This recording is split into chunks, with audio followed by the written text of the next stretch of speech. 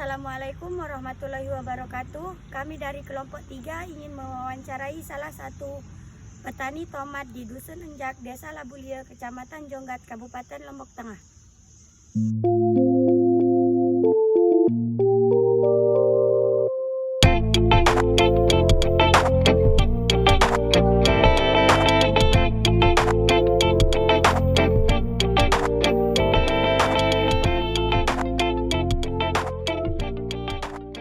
Assalamualaikum warahmatullahi wabarakatuh. Waalaikumsalam. Baik Pak, kami dari mahasiswa Universitas Muhammadiyah Mataram, Fakultas Agama Islam, Prodi Ekonomi Syariah, kelas 3A, ingin bertanya-tanya mengenai budidaya tomat di Desa Enjak, Labulia, Kecamatan Jonggat, Lombok Tengah mungkin. Baik, langsung saja Pak, kita mulai dari perkenalan mungkin gitu. Nama pelungguh apa? Assalamualaikum Waalaikumsalam warahmatullahi wabarakatuh. Saya atas nama Mandirian, kami dari dusun dari Desa Enjak, Desa Labulia, Kecamatan Jonggat, Lombok Tengah. Saya di sini sebagai petani di mengolah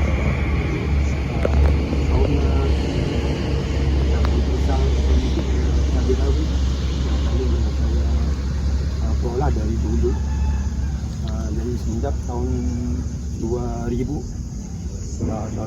saya sudah mulai terjun ke dunia pertanian kayak gini kan. Saya ikut sama orang itu, ada yang ada saya seperti yang pengusaha besar, jadi saya belajar dari situ tentang bagaimana cara menanam tomat, cara merawat hingga sampai selesai sampai panen. Jadi dari tahun 2000 itu saya belum mengolah sendiri, jadi kurang lebih ada dalam 10 tahun. Jadi saya mengolah sendiri, berusaha untuk mengolah sendiri untuk mencoba. Saya mengikut apa yang saya dapatkan dari pengalaman saya di tahun 2000 itu. Jadi saya mencoba, hasilnya alhamdulillah lumayan gitu. Kalau kita dibandingkan dengan tanam padi atau yang lain, lebih ada kelebihan daripada nanam tomat gitu. Berarti ini awal mulai sendiri itu sejak tahun berapa jadi? Tahun berapa itu? Dari sekarang kurang lebih dalam 10 tahun. Saya 10 tahun saya bisa mengelola sendiri. Sampai sekarang itu. Tapi itulah bukan mengelola, jadi setiap tahun karena saya itu jarang ada di rumah, selalu ada di dalam perantauan, pulangnya kembali lagi nanam tomat. Makanya kan saya itu minatnya itu sebagai seorang penanam tomat atau cabai, cabai rawit gitu kan, kacang panjang. Nah, memang bakatnya saya di situ. Kalau nanam padi itu ya tergantung bakatnya. Tapi yang bagi saya itu yang paling menarik sekali menanam tomat, soalnya penghasilan itu lebih jauh meningkat daripada menanam padi. Tapi tergantung orangnya nih. Ada yang nanam padi, ada yang suka nanam kacang panjang, tergantung bakat dan hobi gitu. Berarti kemudian apakah Side selain menjadi petani tomat ini apakah ada kerjaan sampingan gitu di sini? Oh, nggak ada. Jadi sejak dari dulu saya bercita-cita ingin jadi tanam tomat, jadi saya fokus ke bagian tanam tomat. Fokusnya hanya ke sini. Fokusnya ke tanam tomat dengan cabai rawit maupun cabai besar maupun kacang panjang. Fokusnya di situ. Kemudian berapa luas lahan yang Side butuhkan untuk menanam tomat atau kacang panjang? Jadi cabai? Kalau yang kita butuhkan lahan itu kalau tergantung modal. Kalau modalnya banyak, misalnya kita itu kan kita sewa buat lahan gitu kan, sewa buat lahan. Kalau ada yang setengah hektar atau 1 hektar, mungkin berapa adanya, pokoknya kita sewa lahan caranya gitu kan. Mungkin yang luas ini daripada ujung barat sampai timur 30 are gitu, 30 are. Kemudian apa saja yang Bapak siapkan untuk menanam tomat gitu? Untuk disiapkan gitu. Yang disiapkan untuk menanam. Sebelum menanam gitu. Dari bibit sampai panen Oh, lah dari gitu. awal penanaman Dari gitu. awal.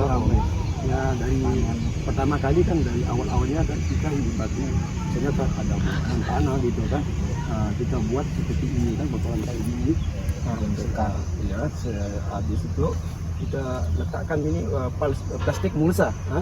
Plastik mulsa itu setelah habisnya plastik mulsa itu kita buat lubang. Kita buat lubang dari sini, sebenarnya jaraknya dari sini terlalu jauh. Ini jaraknya tomat sebenarnya tidak terlalu jauh, sebenarnya harus 40 atau 45 cm. Tapi ini karena saya udah tanam cabai rawit, jadi saya selang-seling ini terlalu agak jauh, jadi agak renggang gitu kan. Kelihatannya juga dalam pandangan saya ini kurang bagus, tapi ini saya cuma mencoba. Saya disuruh sama saudara saya itu Haji Junaidi, jadi saya mencoba, tapi ternyata hasilnya ini bagi saya ya agak kurang memuaskan gitu. Kurang memuaskan. Tapi kalau ada yang petani-petani yang terbaru atau yang lama, tapi kalau bisa jangan dicampurin dengan tomat sekalian dengan cabai rawit, karena pertumbuhan itu ya enggak terlalu baik gitu Bang. Ya ada sih mungkin dalam 30% ada yang baik. Kalau kita asingkan misalnya seperti ini cabai rawit ini kita asingkan kan, mungkin rata-ratanya seperti ini. Tapi kalau kita campur sekalian dengan tomat, contohnya seperti ini kan, ini kan bersamaan saya tanam dengan ini. Tapi lihat nih kondisi yang kecil ini, ada yang kecil, ada yang besar, jadi kan nggak merata. Jadi saya sarankan untuk para yang kita penanam tomat maupun cabai rawit maupun cabai besar, saya sarankan itu pokoknya diasingkan, jangan dicampur. Kan itu menyebabkan mungkin kadang-kadang banyak hama gitu kan, nggak tahu mungkin dari tomat ini kan, maksudnya ke cabai rawit ini kan, nanti itu yang membuat kerusakan. Sebenarnya harus diasingkan, jangan dicampur, tapi Dibedakan. harus dibedakan gitu kan, satu tempat gitu, jangan dicampur. Tapi ini sebagai pengalaman, memang udah lama saya menanam tomat ini, sudah kurang lebih dalam 10 tahun gitu kan. Tapi ini dalam percobaan, tapi saya lihat hasilnya jadi kurang memuaskan. Tapi inilah kondisi keadaannya sekarang ini. Seperti tomat ini kan, kemarin kan seharusnya ini dalam satu pokok ini dalam sekurang lebihnya ini buahnya sebenarnya kalau udah bagus dalam 2 kilo. Tapi ini kan kemarin saya dalam keadaan kurang sehat, sakit mungkin dalam 1 bulan, jadi nggak ada sempat untuk dirawat. Lihat nih seperti contoh kayak gini kan, ini kan rontok, ini daunnya rontok kayak gini, maka ini yang mengurangkan ini buah. Jadi kalau kita pas dalam perawatan, kita harus menjaga minimal itu kan tiap hari, ibarat kita itu mendidik anak kecil gitu kan, mendidik anak kecil. Pokoknya tiap hari itu kita harus menjaga apa kekurangan. Tapi dengan ini lihat hitungan dalam satu tangkai itu 4, 5 ini termasuk masih berkurang. Seharusnya ini paling kalau udah namanya itu pokoknya yang mantap 7 hingga 8, sekurang-kurangnya pokoknya 5. Nah ini termasuk udah kurang ini kan. Ya kurang memuaskan. Tapi kemarin kan sering hujan gitu kan, sering hujan, terus di kawasan sini kan di ujung sana kan ada parit, terus di sini kan di sawah ini kan airnya melimpah. Hal itu kan sering hujan tiap hari berapa minggu, jadi menutupi di sini kan banyak genangan air, jadi pertumbuhannya kurang bagus pertumbuhannya. Dari sini semua ditutupi sama air. Itu kan keadaan kayak gini ya. Jadi kayak keriting gitu kan. Tapi kalau keriting kayak gini sebenarnya itu mungkin kekurangan apa sih, kalsium kayak apa, tapi saya lihat penyakitnya udah nggak terlalu banyak gitu kan. Tapi ini penyebabnya dari faktor cuaca, hujan. Faktor hujan. Makanya itu kalau disarankan kalau kita menanam tomat atau apa, kalau di waktu musim hujan, jadi minimal itu kalau dalam penyemprotan selambat-lambatnya sekali dalam 4 hari, atau kalau minimal itu kalau mau pengen bagus gitu kan sekali 3 hari. Kita harus rutin merawat tomat atau apa nih dalam penyemprotan gitu kan, rutin. Terus sama yang seperti yang di bawah itu banyak ada genangan air, itu dari sana genangan air. Tapi lihat kondisinya memuaskan gitu. Banyak airnya ada takung gitu, sama juga kayak ini. Genangan itu banyak. Terus yang dari ujung sana sekali itu 1, 2, sana pun ada genangan air. Tapi tanahnya dulu kan udah dikeruk, itu dijadikan batu bata kayak gini kan. Jadi kalau kita nanam tomat atau tanam apa dalam keadaan cuaca yang baik, panas maupun hujan, sebenarnya pertumbuhan itu kurang bagus. Tumbuh sih tumbuh, tapi kurang bagus. kurang bagus. Soalnya kan udah yang tanah yang lembab itu udah nggak ada, yang tersisa tinggal tanah liatnya itu kan. Tumbuh sih tumbuh, tapi ya pertumbuhan tuh lebih nggak bagus. Itulah kalau mau nanam tomat, baik orang yang pengen belajar atau mungkin ada yang udah handal dalam petanaman itu, kalau dalam keadaan seperti itu nggak bisa. Siapapun walaupun jadi handalnya itu jadi seorang penanam tomat, kalau kondisi tanah seperti itu, tanah udah diterobos, tinggal tanah liatnya aja itu nggak berkembang dengan bagus gitu, karena pertumbuhannya kurang bagus. Kalau yang di bawah pas yang 1, 2, 3 itu, kalau diterus, contohnya kalau yang di bawah dana, walaupun ada genangan air selalu tapi dengan air seperti banjir kan, selalu kalau hujan, apalagi kalau air ini kan turun ke bawah hampir menutupi plastik mulsa ini, tapi tanahnya tidak pernah dikeruk, tapi ada harapan lagi. Sama juga kayak ini pun juga ini ada genangan air itu ditutup, tapi kemarin sudah berapa kali, tapi udah ngasih pupuk 3 kali, tapi sekarang ada perkembangan sedikit, bunganya udah mulai keluar, sama juga ini merata. Kemarin nggak ada bunga, tapi sekarang udah kelihatan berbunga. Semenjak saja udah menaruh ini pupuk itu. Tapi kalau kita pas lagi kita mupuk itu kita campur pakai kalsium. Misalnya kalau dari awal penanaman, dari berusia dalam 7 hari atau 10 hari itu kita harus mulai menaruh pupuk dari situ dengan takaran dalam 10 liter air itu satu ukuran gelas, 1 gelas pupuk 10 liter NPK 16, dicampur dengan kalsium ukuran 2 sendok makan. Jadi untuk memperkuat batang pertumbuhan, kita menjaga, mungkin ada yang batang busuk kayak di mana ini, mungkin kita lihat di situ ada yang namanya batang busuk, jadi kita boleh lihat ya. Tapi kondisi yang sekarang ini alhamdulillah masalah batang busuk agak berkurang, cuma pertumbuhan di sini yang kurang agak memuaskan karena kemarin kan ada genangan air.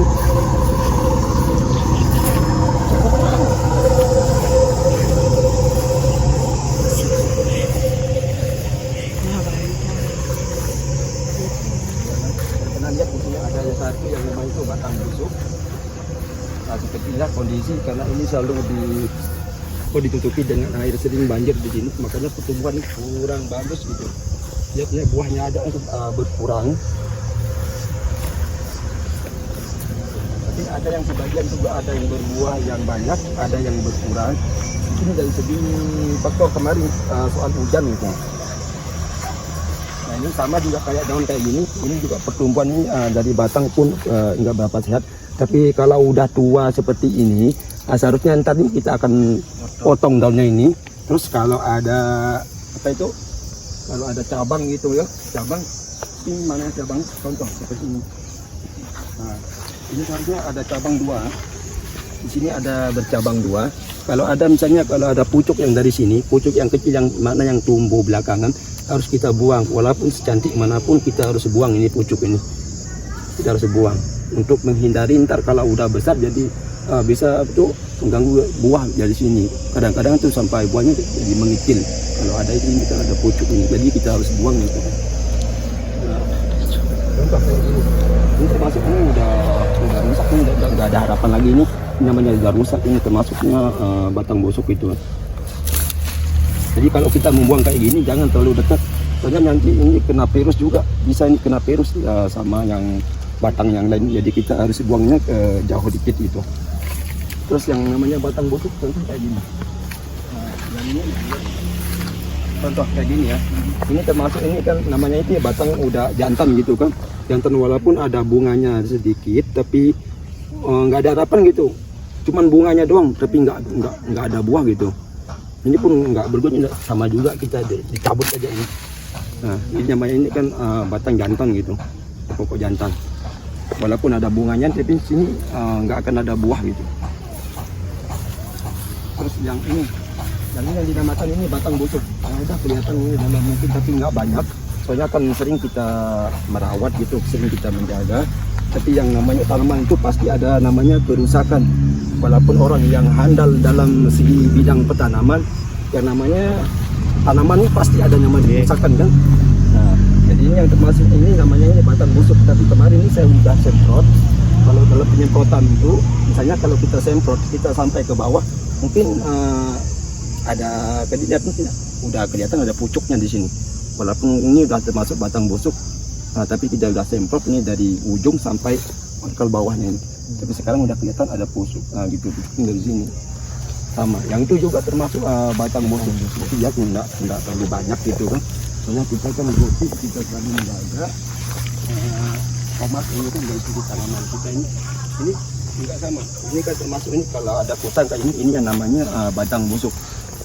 Batang busuk ini sebenarnya batang busuk ini sangat ini efeknya sangat berkesan sama ini yang ada di sebelah sebelah sini. Karena kan bisa menular gitu kan, infeksinya ke sini, larinya ke sini. Makanya kalau ada kerusakan kita cabut, buang agak jauh dikit, lebih kurang dalam 5 atau 10 meter gitu kan, jangan dekat-dekat. Tapi ini kemarin kan pas ada kayak ini, kita saya coba udah disemprot gitu kan sampai ke bawah ini, sampai ke akar ini. Nah, jadi ada perubahan juga, udah ada kelihatan pertumbuhan dari sini. Terus kalau sebenarnya kalau cara penyemprotan itu, misalnya kan banyak orang yang bisa tanam cabai atau tanam tomat dari segi apa saja kan. Yang pertama sekali adalah cara penyemprotan. Nah, cara penyemprotan itu banyak orang bisa nyemprot gitu kan, kadang-kadang dari atas gini kan kelihatannya misalnya seumuran segini, panjangnya segini kurang lebih sampai segini lah. Terus cara nyemprotnya kalau kita nyemprot dari atas dulu kelihatan ini kan bagus, nggak ada penyakit apapun ya. Nyemprotnya dari atas, tapi sebenarnya penyakitnya itu, hamanya itu ada dari sini di bawah ini, di bawah daun ini. Sama kelihatan nih kayak daunnya ini. Contoh seperti ini. Ini sudah dikenakan namanya penyakit. Ini yang sebenarnya yang kita benar-benar kita harus menjaga ini. Kalau kita mau nyemprot itu sebenarnya dari bawah ke atas. Pastikan dulu dari bawah baru ke atas. Karena penyakit itu semua ada di sini. Dari bawah hingga ke atas. Itu cara penyemprotan. Terus kalau masalah obat-obatan seperti racun apa saja, racun itu ya bebas. Bukannya racun itu terlalu mahal atau mungkin murah, sama aja. Racun itu udah dikelola sama PT kan, jadi udah diproduksi, udah dicoba. Namanya yang hama itu pasti akan mati kalau terkena racun. Cuma yang tidak bisa membedakan itu contoh seperti ini, nggak bisa mati misalnya kan, padahal udah disemprot semua berkali-kali kan. Tapi cara penyemprotan itu salah kan, penyemprotnya dari atas. Padahal penyakitnya ada di bawah. Walaupun obatnya sederhana, nggak terlalu mahal ya, sederhana, tapi rutin dalam setiap penyemprotan itu sekali dalam 3 hari. Tapi pastikan dari bawah ke atas, maka insya Allah semua penyakit itu akan berkurang. Mungkin ada yang tersedia, sisa yang tertinggal 1, 2, 3 itu ya kadang-kadang yang menyebabkan ada juga yang tertinggal. Tapi kalau kita rutin sampel dalam sekali dalam 3 kali itu, pastikan itu dalam keadaan yang basah gitu kan. Tapi jangan terlalu basah ya, hasilnya seperti ini ya, tidak terlalu pasti ada sih sama penyakit masih juga yang tertinggal kan. Itulah dari segi penyemprotan kita pastikan itu dari bawah ke atas.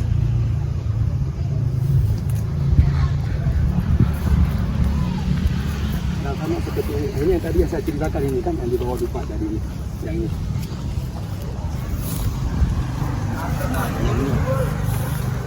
Yang ini selalu ada genangan air, soalnya sering banjir di sini, ditutupi semuanya karena air ini, karena susah, karena air dari atas ke bawah ini, penuh ke bawah di sini. Terus dulu ini kan tanahnya udah dikeruk gitu kan, diambil jadi pertumbuhannya ini kurang bagus. Nah, inilah yang saya ceritakan tadi, yang mana yang tanah itu, yang di bawah dengan yang atas itu tanahnya sudah dikeruk, jadi tidak masih batas.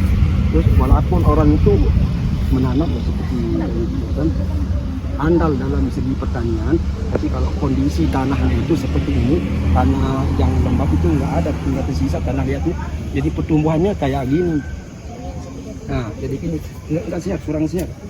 Udah berapa kali orang yang nanam di sini, udah banyak kali orang lain tuh pernah mencoba di sini nanaman tuh, jadi sama kayak gini, pertumbuhannya kurang bagus gitu, karena tanah lembabnya udah nggak ada, tinggal tersisa tanah liatnya doang.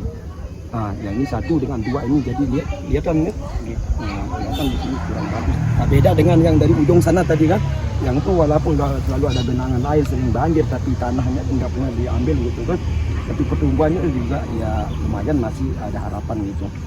Tapi inilah kalau nama benih ini kan benihnya tomat sirpo. Sirpo ini kan begini besarnya. Nah, kalau sirpo itu buahnya sebesar ini. Kadang-kadang ada yang ntar kalau semakin lama agak besaran dikit, ya sebesar lebih kurang kayak telur gitu besaran dikit. Nah ini meratanya sebesar ini kalau sirpo. Ini nama benihnya sirpo. Nah kalau yang ini yang cabai ini cabai rawit ini namanya ini dewata. Jadi kalau dewata ini jadi semenjak berumur dalam usia kurang lebih berapa ya 25 hari udah keluar bunganya itu. Yang ini keluar bunganya. Di sana kan ada yang terbaru sekali ya. Nah itu sudah mulai keluar bunganya. Itu keunggulan daripada cabai rawit yang dewata. Nah beda dengan cabai rawit yang lokal itu yang tinggi kan. Itu minimalnya itu sekurang-kurangnya itu 3 bulan baru ada pertumbuhan bunga itu buahnya.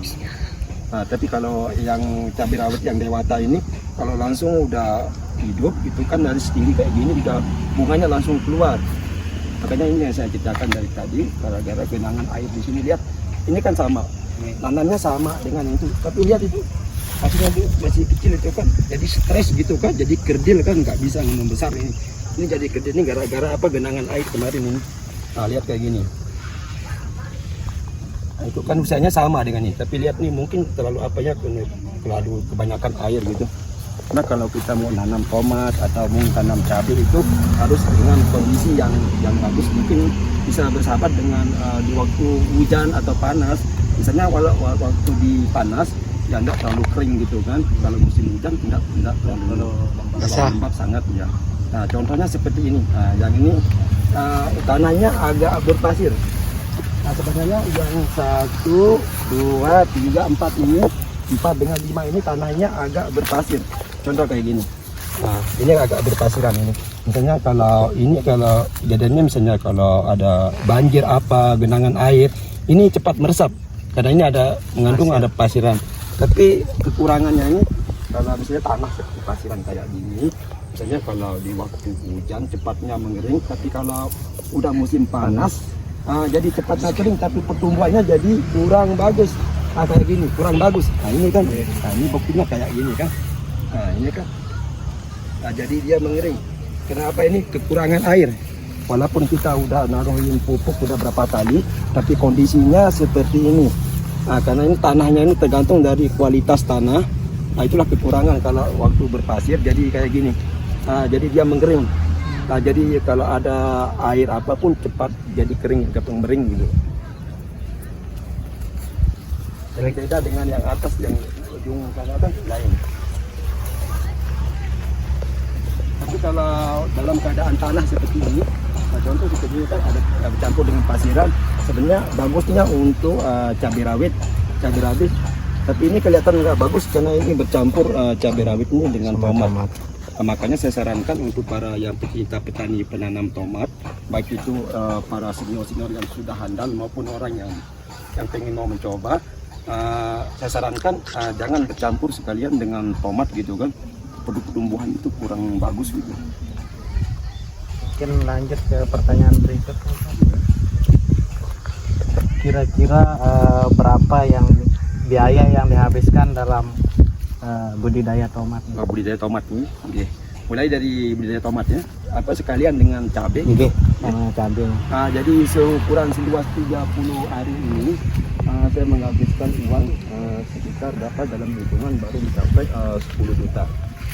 10 juta dalam hitungan saya semenjak dari bukan tanah ini dari awal gitu kan, dari awal sampai sekarang ini, jadi dalam hitungan saya ini baru 10 juta.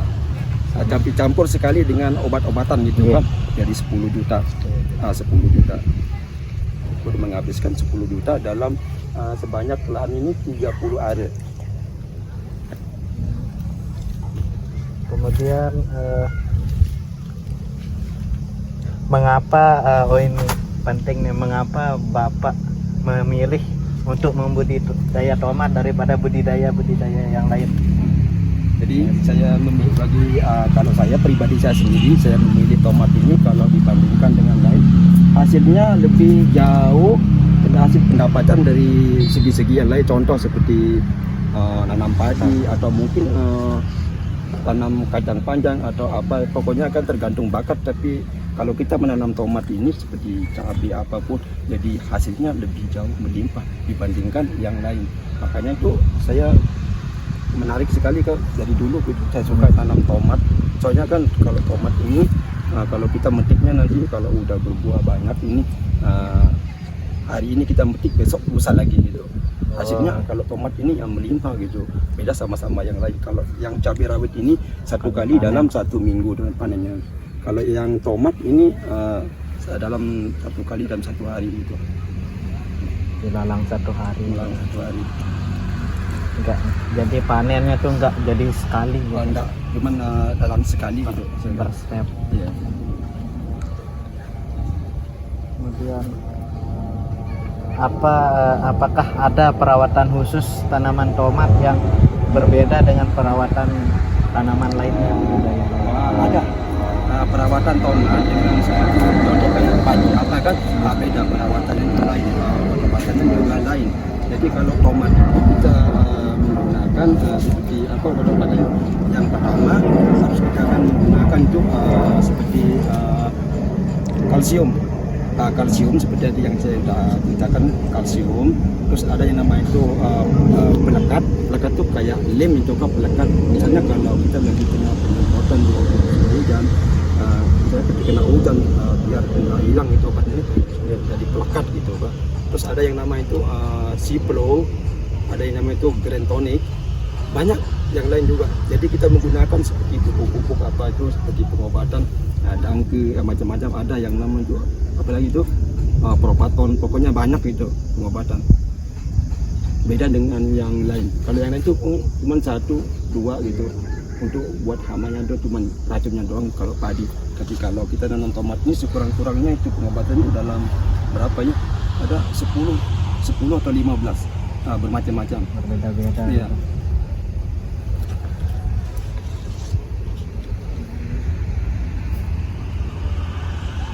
Apa tantangan terbesar Side dalam budidaya tomat nih Ki? Tantangan besar dalam misalkan apa gitu. Gitu. Oh. Hama Oh, gitu gitu. atau apa? Nah, jadi kalau kita menanam tomat, baik itu cabai, sayur rawit atau mungkin cabai besar itu, maupun kacang panjang, sebagai tantangan yang paling terbesar itu adalah hama seperti ulat. Ulat itu yang buat bagi tantangan yang paling besar sekali. Seperti contoh di sini ada kayak serangga, kayak lalat gitu kan namanya, tapi nggak ada kelihatannya, ada lalat buah yang paling bahaya. Terus yang paling bahaya sekali seperti ini kan, contoh kayak gini. Ya, ini yang paling tantangan yang paling terbesar sekali. Kalau terkena ini, kalau penyakit seperti ini, maka nggak ada harapan lagi untuk ada pertumbuhan. Soalnya kalau terkena ini sampai pucuknya nanti sampai mangkuknya sama. Jadi nggak ada pertumbuhan yang baik gitu kan. Tapi kalau yang sebenarnya kalau yang tumbuhan yang paling baik kayak gini, daunnya kayak gini, contoh kayak gini, segar kayak gini kan, beda sama yang ini. Jadi kalau udah kayak gitu kayak gini udah susah, walaupun obatnya itu sebagus apapun nggak bisa kembali kayak gini. Itu yang tantangan yang paling terbesar. Juga yang satu lagi ulat dari sini kan, ulat buah. Ulat buah ini kalau ada ulat buah itu, maka itu walaupun sebanyak manapun buah yang ada di tomat ini, kalau udah dikenakan diserang sama penyakit yang namanya ulat itu, jadi itu yang membuat saya tantangan yang paling terbesar. Soalnya itu yang paling merugikan kita bagi seorang pencinta petani tomat. Ulat ada yang sebesar apa, nggak tahu ulat apa namanya, pokoknya banyak. Itu yang tantangan yang terbesar. Dan yang kedua kali seperti tadi yang saya lihat dari sana, apa yang itu batang busuk. Batang busuk itu susah untuk mendapatkan obat-obat sampai sekarang. Walaupun seorang petani yang handal pun belum sampai sekarang yang namanya batang busuk itu belum bisa diatasi gitu. Tapi kalau penyakit kayak gini bisa diatasi gitu. Jadi untuk batang busuk ini harus ditangani dari awal. Iya, dari awal Nggak boleh telat. Nggak boleh telat. Sebenarnya itu batang busuk itu sebenarnya kita harus harus kuat dengan kalsium. Itu namanya kalsium pertumbuhan apa itu batang dengan contoh kayak gini kan. Di sini ada kelihatan ada kayak duri-duri di sini kan. Nah, inilah pentingnya yang namanya itu kalsium. Kalau kita menggunakan banyak kalsium maka pembuluannya itu semakin banyak. Contoh makanya kalau kita lagi nanam tomat sebenarnya itu nggak boleh nyentuh, nggak boleh megang, karena bila kalau kita megang itu jadi infeksi. Contoh kayak gini, saya bagikan contoh kayak gini ya. Nah, sekarang ini tangan saya nggak boleh tersentuh sama tangan. Itulah pentingnya kalau kita pas nanam tomat, bukannya sembarangan. Contoh kayak cabai rawit ini, yang ini kalau kita megang nggak jadi masalah, karena batangnya keras. Beda dengan yang tomat. Tomat ini paling rumit sekali. Beda dengan tanaman yang lain. Contoh, saya akan usap pakai tangan. Lihat kan, kayak gini warnanya. Ntar dalam besok atau lusa ini udah kelihatan jadi hitam. Makanya kalau tomat ini nggak bisa dipegang, udah kelihatan warnanya kayak gini, nggak beda. Ini bila dipegang, jangan disentuh, itu kayak gini. Udah kelihatan kayak gini kan, mungkin besok bisa jadi hitam gitu kan, jadi infeksi gitu. Makanya kalau rumitnya di situ, kalau tomat itu nggak boleh dipegang. Takutnya ini kerusakan pada pembulunya ini. Nah, jadi ini yang membuat tumbuhan itu bagus. Kita harus menjaga ini pun udah kurang gitu. Sudah memuaskan pokoknya sekarang ini. Beda sama yang pas lagi nanam dulu di sana, ya, yang beda gitu. Mungkin karena faktor apa cuaca sekarang ini kurang bagus. Kemudian pertanyaan selanjutnya Bang, berapa lama waktu yang dibutuhkan untuk penanaman budidaya tomat dari bibit sampai panen? Jadi sekurang-kurangnya kalau sekalian dengan cabai rawit ya dengan tomat, dalam 3 bulan udah hasilnya udah kelihatan. Ini baru berusia tomat yang ini baru berusia 2 bulan lebih, nggak sampai 3 bulan. Ini baru 2 bulan lebih, tapi sudah berbuah. Rata-ratanya kalau udah 3 bulan itu 3 bulan lebih sedikit udah mulai dipanen. Umurnya itu dalam 3 bulan udah mulai dipanen. Rata-rata kalau yang cabai rawit pun sama, tapi beda dengan yang cabai rawit yang lokal itu dalam 4 bulan baru panen. Kalau yang ini sekalian dengan tomat 4 bulan, 3 bulan gitu udah mulai panen. Mungkin kurang lebih ntar ini dalam 1 minggu ada yang duluan kayak gini, yang besar ini udah mulai ini. Kurang lebih dalam 1 minggu ini udah menguning gitu. 1 minggu. Contoh seperti ini kan ada udah kelihatan tandanya merah gitu. Kurang lebih gitu dalam 1 minggu. Ini udah kelihatan ada tanda-tandanya. Nah, jadi umurnya yang tomat yang sebesar ini udah 2 bulan lebih. Kalau setelah panen 3 bulan itu masih bisa berbuah atau gimana? Nah, kalau misalnya dalam 3 bulan itu selagi dia masih ada buah, ya masih juga berbuah. Tapi harapannya seperti ini kan, kalau masih ada pertumbuhan yang bagus sama kayak gini kan, pertumbuhannya bagus.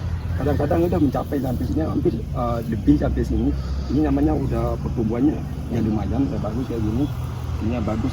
Tapi ini buah yang pertama udah kelihatan besar. Entar kalau buah yang menengah itu agak mengurang, mengecil. Jadi kalau buah yang ujung sekali itu mengecil gitu.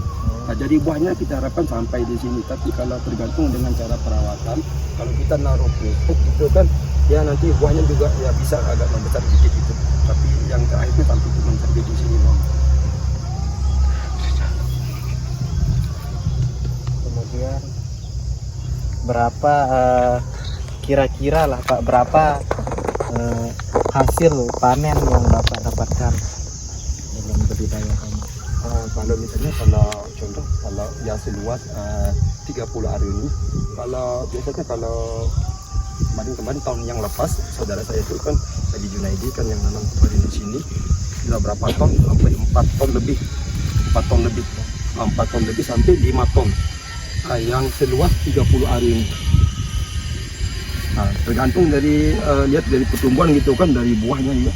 Tapi kalau yang pertumbuhan kayak gini, kadang-kadang dalam saya pukul rata gitu, kalau lihat pertumbuhan kayak gini kan mungkin satu pokoknya sampai habis pokoknya per kilo gitu, mungkin kurang lebih berapa ton, mungkin ada 2 tonan atau kurang lebih segitu lah. Soalnya pertumbuhannya kurang bagus ini, kurang bagus. Kalau harganya gitu berapa, kisaran harga di misalnya di pemasok sama di pasar gitu beda? Oh ya, misalnya kalau di pasar, misalnya harga sekarang ini ya, sekarang ini kalau saya mendengar, soalnya saya Saya kan cuma jadi petani, tapi bukannya sebagai seorang pedagang. Kurang pedagang, cuma petani doang. Tapi dengar informasi dari teman-teman yang lain, sekarang harga pasaran kalau ngambilnya dari sawah per kilo sekarang hampir 13.000, 15.000 tergantung. Sebenarnya kalau tergantung buah, apalagi kalau termasuk kayak gini buahnya super yang pertama kali itu mungkin 15.000 diambil dari tempatnya itu dari sawah. Beda dengan ntar kalau udah sampai di pasaran udah kadang-kadang sampai 16-17 gitu per kilo harga tomat. Kemudian kalau itu Pak, harganya yang bertonton itu mungkin kurang lebihnya berapa gitu? Jadi kalau bertonton tuh jadi sama, lebih kurang kayak itu. Jadi kita ikut dalam per kilo. Ngambilnya jadi per kilo ya. Misalnya kalau per kilo itu misalnya kalau 15.000 gitu, jadi kita ngambil dari 15.000 itu. Jadi kita kalikan segitu. Kita campuran. Kayak apa namanya, petani jagung juga gitu. Sama juga, petani jagung juga sama. Jadi kita ngambilnya dari per kilo. Kalau kita menjual tanaman kita, hasil jualan kita itu ke orang lain, jadi kita ikut dari per kilo ya itu. Misalnya kalau per kilonya 10.000, jadi kita kalikan berapa ton gitu.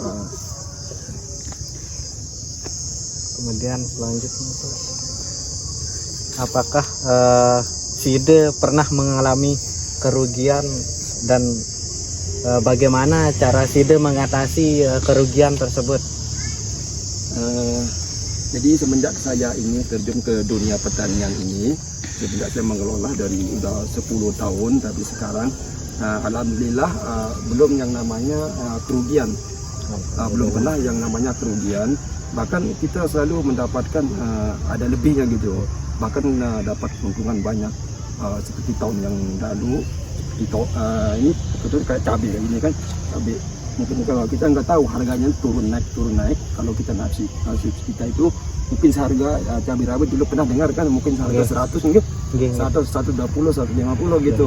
Dari situ kita mendapat keuntungan yang paling banyak. Sedangkan itu dalam 5 hari saya tanam cabai rawit.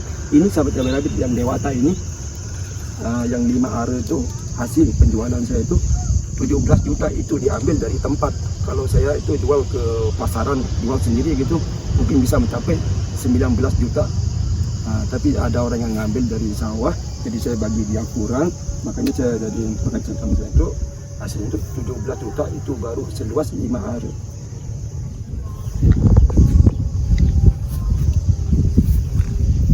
Berarti untuk gimana nih caranya mungkin biar para petani lain atau petani yang baru agar tidak agar tidak rugi gitu. Gitu ya. Cara-caranya. Begini, kalau dari segi pengalaman saya semenjak saya mengelola yang namanya pertanian dari tomat ataupun cabai rawit ini, yang pertama adalah satu adalah pengalaman. Kita itu kalau kita mau nanam tomat mesti ada pengalaman, ini benar nggak? Jadi kalau kita nggak ada pengalaman, kalau kita cuma nanam doang, mungkin ya anak-anak pun bisa nanam gitu kan. Anak-anak yang usia 10 tahun bisa nanam, atau mungkin umuran 8 tahun, 7 tahun bisa nanam. Tapi kuncinya adalah cara merawat. Kalau kita merawat itu cara menanam itu, kita kalau dalam usia 10 hari itu kita harus tahu bagaimana cara merawat, cara meletakkan obat, ukurannya berapa. Misalnya kalau umurnya sekian, mungkin umurnya dalam 1 bulan berapa obat yang kita letak di pump gitu kan, dari tangki itu buat penyemprotan. Kalau terlalu banyak mungkin kadang-kadang itu yang membuat jadi stres juga. Jadi kita pokoknya kalau seumuran yang masih kecil ya diperkurangkan, ya paling enggak itu 1 sendok cuma buat apa itu, contoh perangsang green tonic gitu. Yang racun nggak usah pakai racun, pakai green tonic gitu bagi yang mau bermula menanam gitu kan, mencoba apapun pokoknya intinya itu harus belajar sama orang yang udah terbiasa gitu. Saya pun juga ini bukannya orang yang handal, tapi saya juga masih dalam keadaan belajar. Walaupun saya semenjak tahun 2000 saya pernah terjun ke dunia pertanian tomat, pernah saya jadi karyawan tanam tomat sampai ke Lombok Barat di Tempos ini berapa tahun itu pernah, untuk dari tahun 2000. Tapi saya mengelola ini sudah 10 tahun kemarin saya mengelola sendiri. Saya kasih alhamdulillah itulah kuncinya bagi yang mau ingin menanam tomat atau ingin mencoba gitu kan. Intinya itu adalah cara perawatan. Nah, tapi kalau mau menanam cuman kalau nggak mau bertanya gitu, kalau cuma nanam-nanam doang nanti ya kebanyakan ya bisa bangkrut gitu. Tapi makanya itu harus disarankan untuk bertanya kepada orang yang pernah bertani gitu, bertanam. Nanti dia akan ngasih tahu bagaimana caranya gitu. Terus contohnya kalau misalnya kalau mau nanam gitu, memang kita harus rutin menjaga ini tanaman kita ini. Saya umpamakan ibarat kita merawat anak kecil. Jadi setiap hari ini nggak bisa ini terlepas misalnya kalau hari ini kan udah nggak mau jaga. Tanaman ini pokoknya setiap hari kita akan kontrol. Misalnya kalau ada pekerjaan atau enggak, sekurang-kurangnya kita harus kontrol. Contoh seperti sekarang ini kan, lihat kelihatan kayak gini. Tiba-tiba ntar ini ada hujan angin mungkin patah gitu. Makanya kita pokoknya selalu kita itu kontrol gitu kan. Ada kekurangan, itulah setiap hari kita akan selalu menjaga. Kalau kita sebagai seorang petani menanam tomat itu pokoknya tiap hari itu. Setiap hari kita akan selalu kontrol gitu. Sama juga yang pengen mau mencoba, pokoknya kita ngerawat ini tanaman kita ini sebagai kita berupakan menjaga anak kecil gitu. Kurang lebih seperti itu. Lain beda dengan orang yang penanam padi. Nah itu kan cuma kalau dibandingkan kalau 10 are kita nanam tomat dibandingkan 1 hektar lebih berat lagi yang 10 are. Berat tomat. Berat tomat dengan cabai ini soalnya kan rumit, banyak perawatan itu rumit itu. Cara-cara merawat itu takutnya nanti ini kadang-kadang kalau dari pertama kali ini kan pengikatan tali yang pertama ini kan pakai tali rapia ini. Nah dari usia sumur segini, jadi kita menjaga. Makanya adanya kayak gini ke bambu itu untuk menjaga itu. Nah, beda dengan yang cabai rawit, walaupun nggak ada ini maju pun nggak jadi masalah.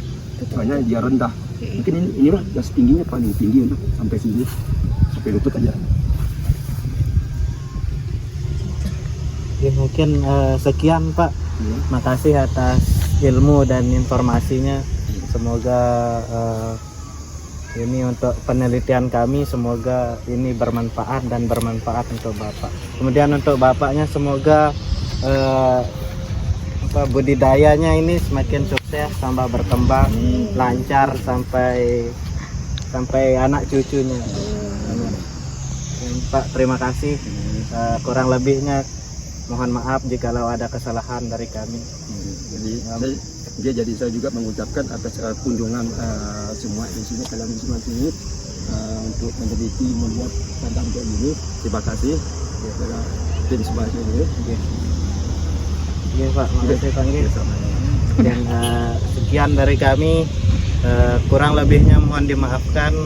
Wassalamualaikum warahmatullahi wabarakatuh. Waalaikumsalam.